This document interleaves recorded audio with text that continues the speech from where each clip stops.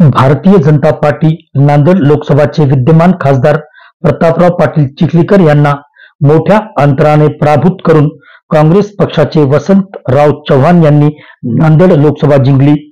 वसंतराव चव्हाण यांनी निवडणूक अधिकाऱ्यांकडून सर्टिफिकेट घेतल्यानंतर डेक्कन सेवेरा न्यूजचे महाराष्ट्र इन्चार्ज अब्दुल रजाक यांना खास मुलाखत दिली।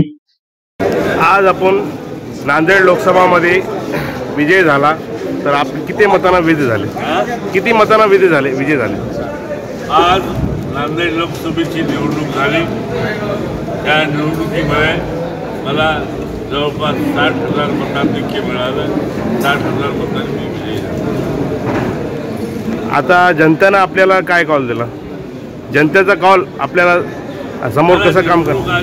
लोकांनी माझ्यावर विश्वास टाकला, मला निवडून दिलं। येणाऱ्या काळामध्ये लोकांचे जे राहिलेले प्रश्न आहेत नांदेड मतदारसंघाचे त्या दृष्टीने सोडवायचे। आता आपल्याला आपल्या विरोधात प्रचार करायला मोठे मोठे स्टार प्रचारक आलते, त्याच्यानं काय आपल्याला फरक पडला काय? त्या निवडणुकीचा निकाल बघितला, त्याच्यावरच तुम्ही अर्थ काढा। किती मोठे नेते आले की मतदारांनी त्यांना दाद दिले नाही। सर्वसामान्य मतदार काँग्रेस पक्षाच्या बाजूला होता, म्हणून हा विजय मला झाला। अशोकराव चव्हाण भाजपामध्ये गेल्यानंतर काँग्रेसला ताकद कशी भेटली?